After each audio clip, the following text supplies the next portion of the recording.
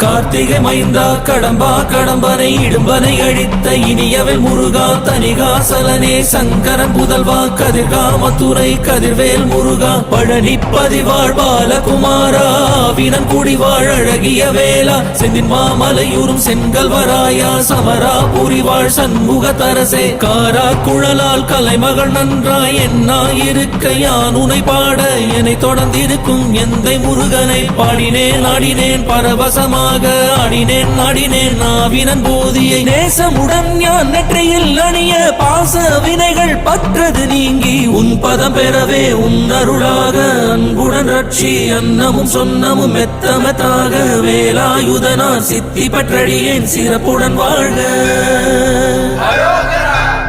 ஓம் சரவண பவாய நமஹ.